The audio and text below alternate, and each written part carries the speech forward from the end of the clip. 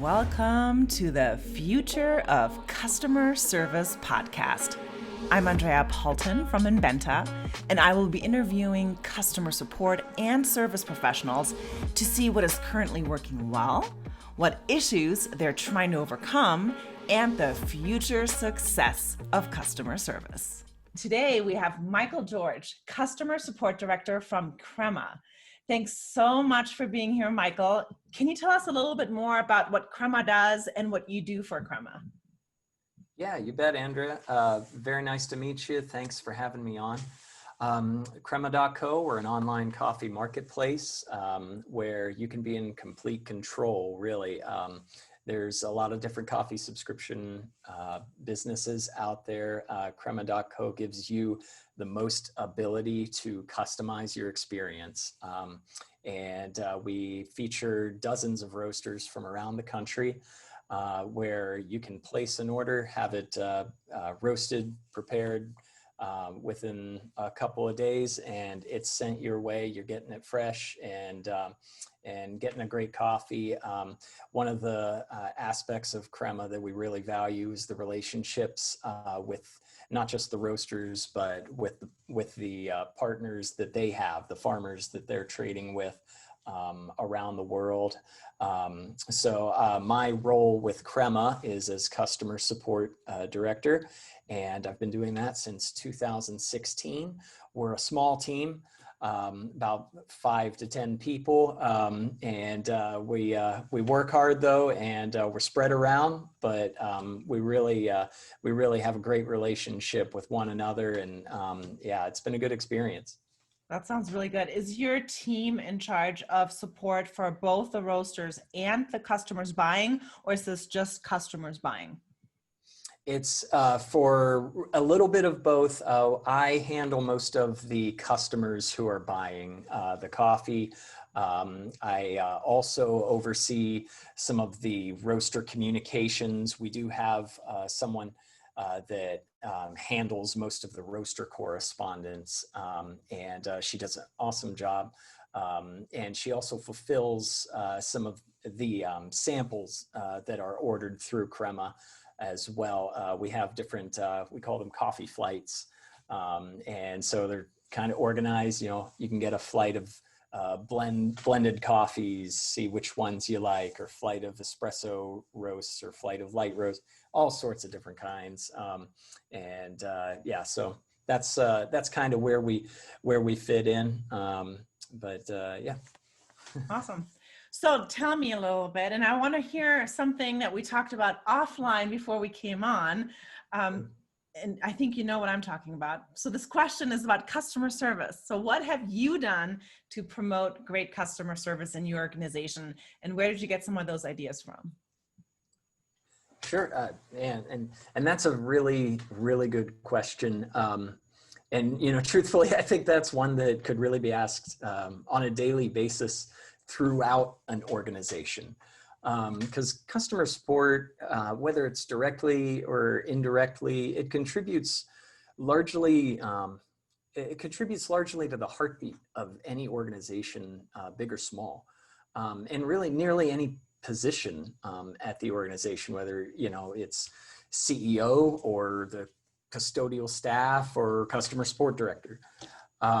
So for me, to promote some great customer service, I've tried to stress the importance of being earnest, being patient, and of being sincere in my approach.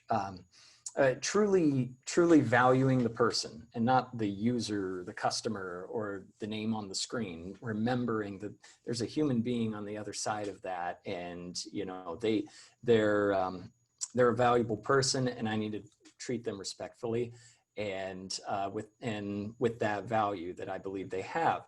And so it can't be an act. People are going to see through that. So I've also worked really hard to develop another important component, and that's trust.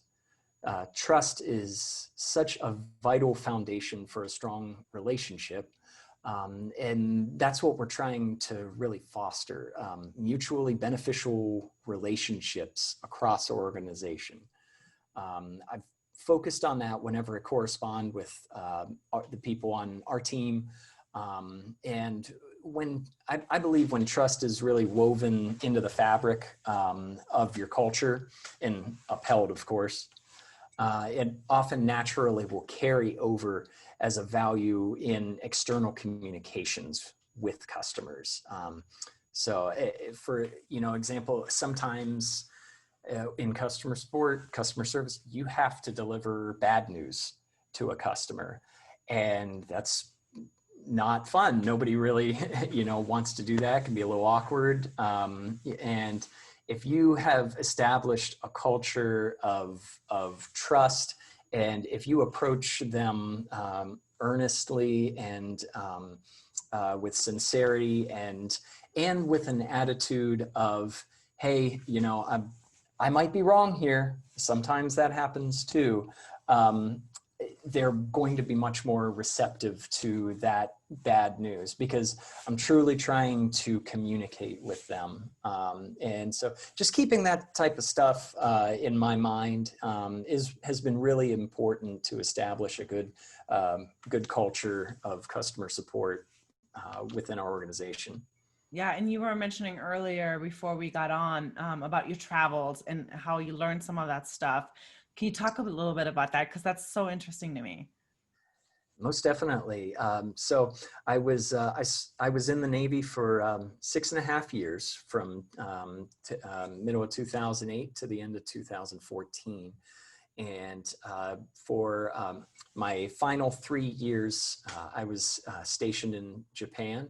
I lived just south of Tokyo, and I was in a unique position while on shore duty on this tour because I got to work with not just American military personnel, but also with federal government civilian employees, also Japanese citizens and Japanese military personnel.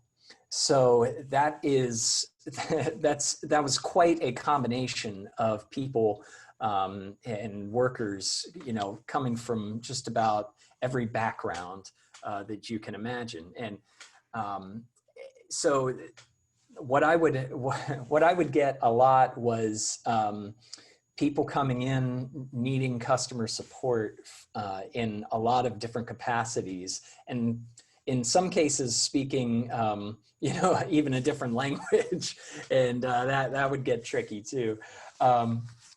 But I remember one of the elements of being there in Japan that really left a big impression on me was interacting with people there that were sincere, that were earnest, that really were giving it their all.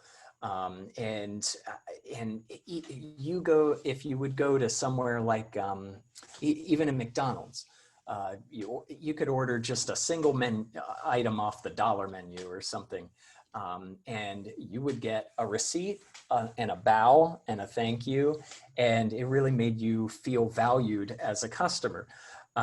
Or we went to some places that, remember we ate at the New York Grill one time. I believe it, New York Plaza Hotel. It's from the movie Lost in Translation. We ate at the dining room up there.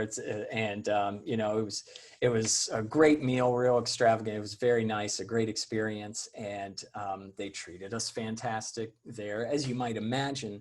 But it was a consistent customer service experience, even when you go to, like I said, the dollar menu at McDonald's. So it was, so that really left a big impression on me. I try to carry that over to my experience here. I think I shared a story of, we were out in Tokyo and we were a little bit lost. We're trying to find the right train station. And I stopped someone while we were looking around trying to figure out where in the world are we.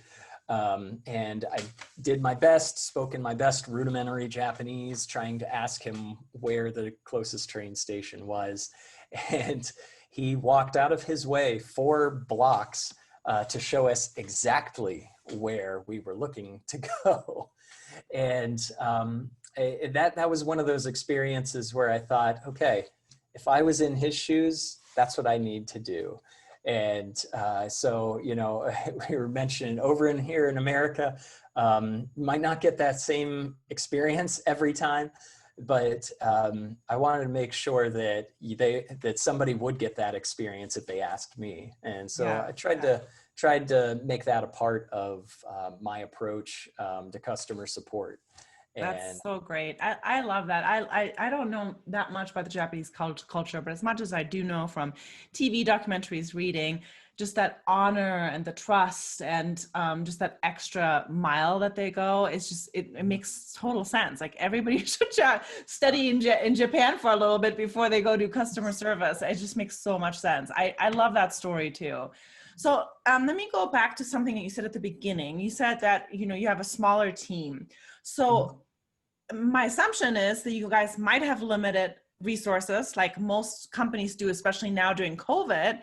I mean, if you do have lack of resources or lack of time, perhaps, like how do you guys deal with that? Sure. So yeah, that's a good question.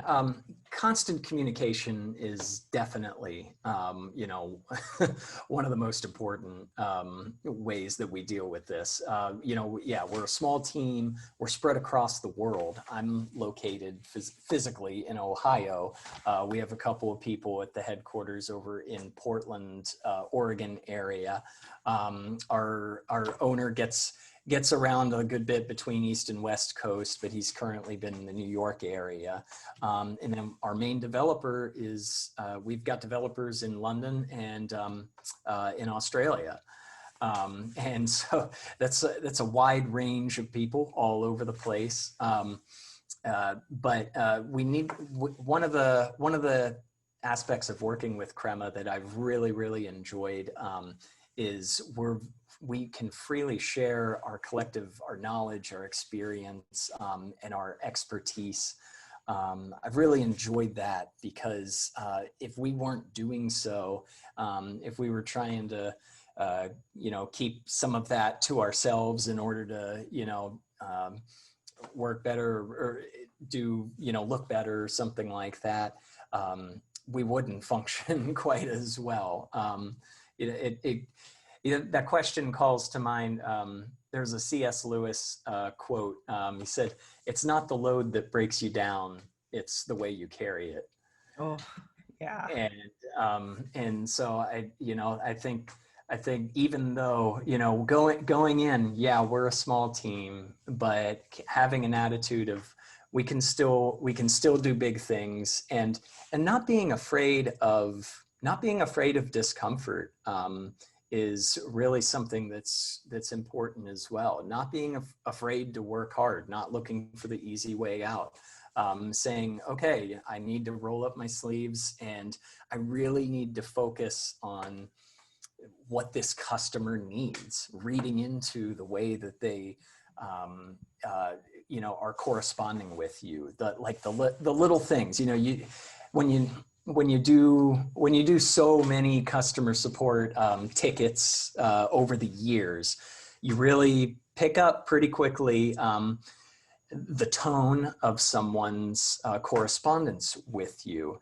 And it's really important to take good note of that in your response back to them. Now that gets a little trickier when you've got a bigger organization that you're working with. But when you got a small team, you really have to focus on that quality if you want to grow. Yeah. And so fortunately with Crema, we have been doing that. 2020 has been a good year. Boy, that sounds weird to say. That's a really strange statement, but I love that you're saying that. Yeah, I don't know if I want quoted on that or not. No, it's good. We all need that. We need that sentence because that sentence has not been said enough this year. You can do it, people. We can do it. Nice. So tell me then, having a smaller team, it's not that small. I mean, you do have quite a few people there. But what metrics do you guys measure? Like what, and how often do you measure metrics? Yeah, and that's a great question, especially for those of us out there that really value and look for an absolute truth instead of just what we want to be true. And what I mean by that is, I want to really know if I'm doing a great job. How to measure that is kind of tricky. There's a short answer to that. I mean, we utilize the software for, managing our customer support tickets. Once an issue is resolved, the customer will get an option to provide some feedback, a rating scale, things like that, that's useful data for sure. But it's important also to keep in mind that, perception is reality. The customer might not always comprehend all of the things that are going on behind the scenes to lead to, giving that rating, but it can be useful to indicate some issues that might need more attention, but I just don't, I don't always want to it's just so very difficult to measure quality. And I know that's something that businesses, they really want to be able to measure that. It's a tough goal to reach. But it makes me think of a story of when I was in the Navy. So my first tour of duty, I was stationed on a ship, and those are very long days, and you work really hard. I probably aged 10 years in the 3 years that I was there. It's extremely hard work. And I remember working so hard and at times thinking to myself, gosh, I'm not really getting recognized for anything I'm doing here, or maybe a little bit here or there or whatever. But I thought, gosh, I'm really working hard here, and it just seems to just all wash down the river. And then when I got to Japan, and I was stationed on a shore tour there, my very first year there, I was awarded the Sailor of the Year award. And that was a really nice feather in my cap. I was, happy about that. I wasn't actively pursuing it, but it was a real honor. But I remember thinking to myself, I've worked just as hard here as I did on the ship.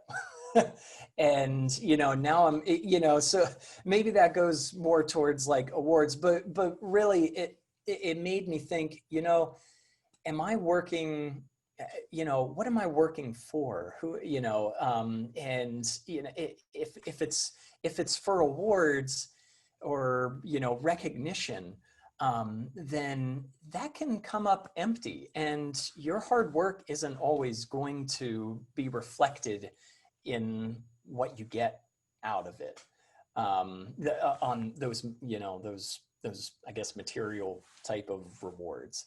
But more so, it's going to really be something internal. I need to know, in here, that I've done the best possible work that I can.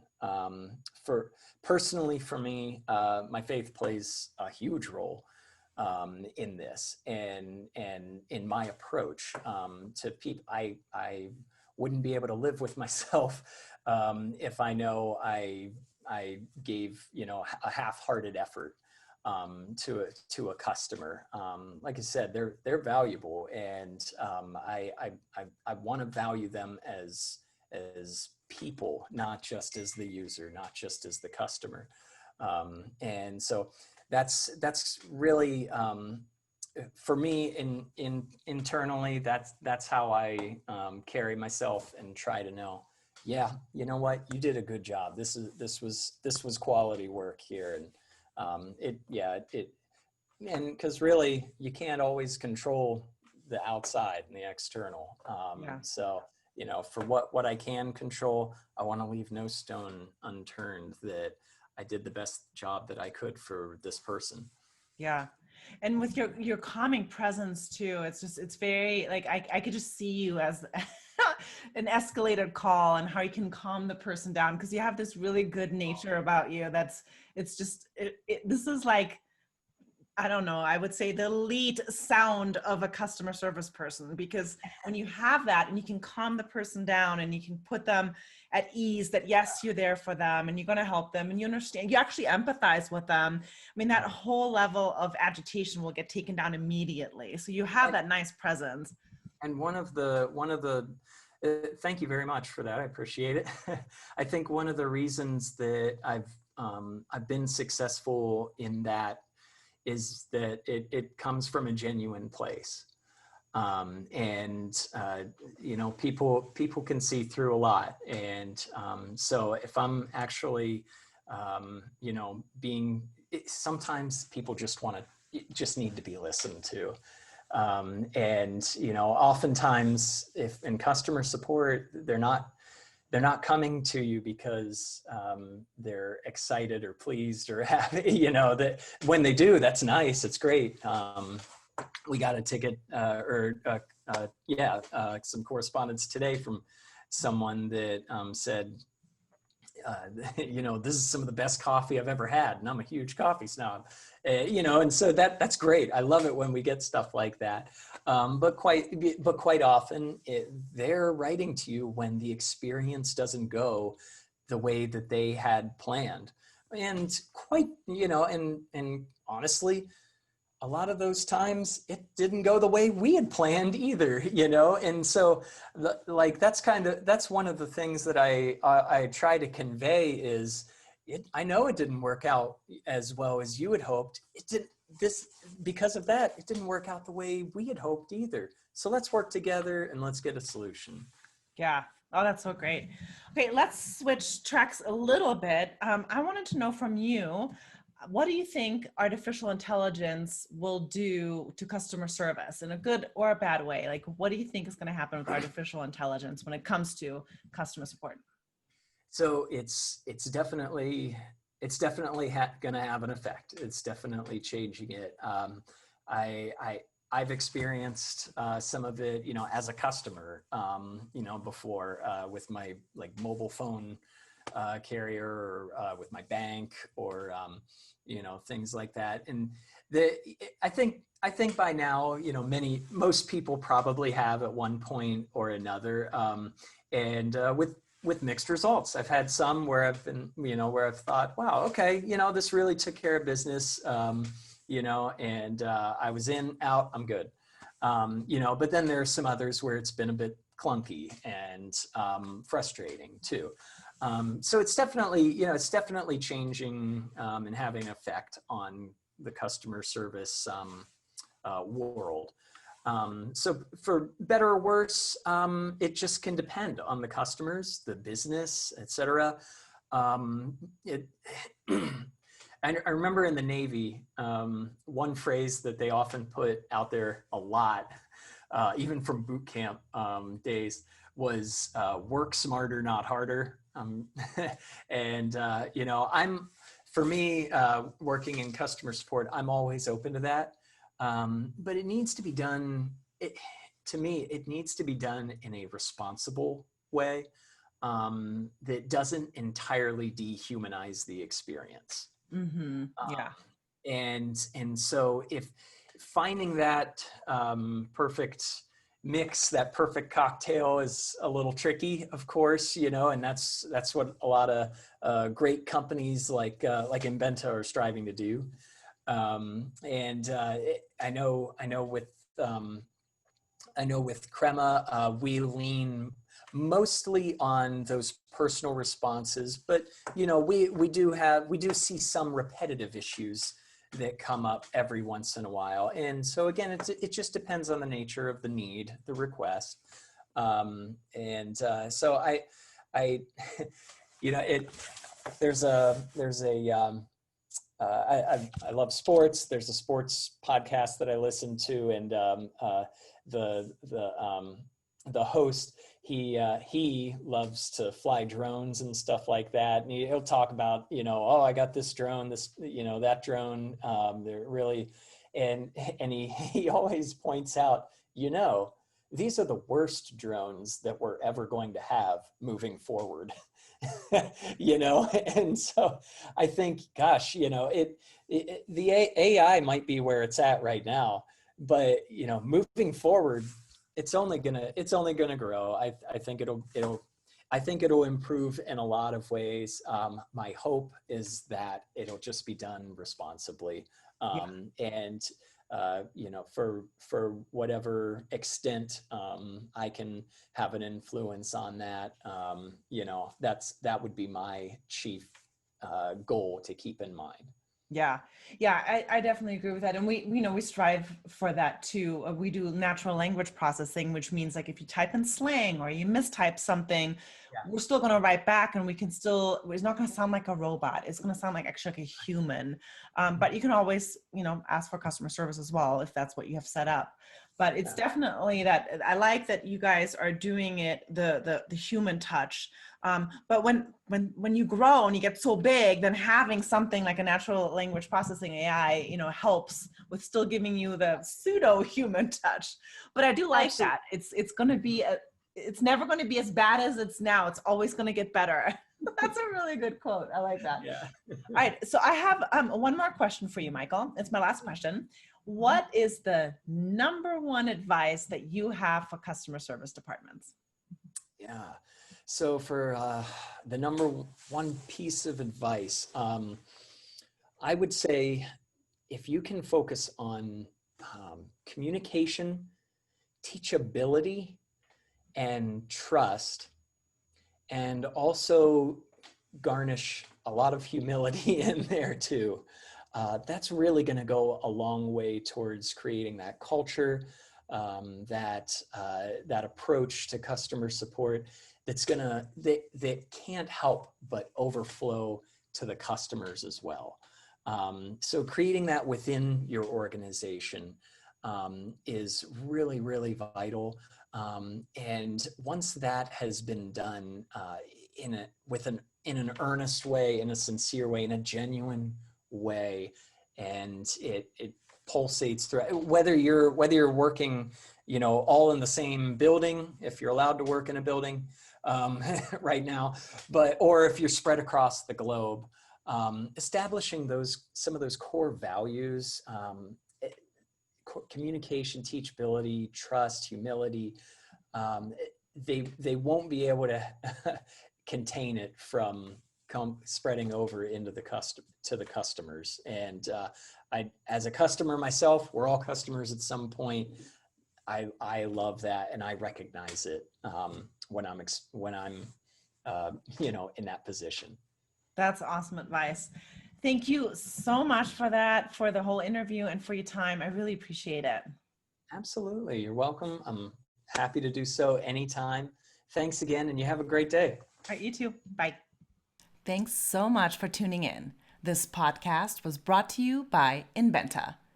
Inbenta Symbolic AI implements natural language processing that requires no training data with Inbenta's extensive lexicon and patented algorithms.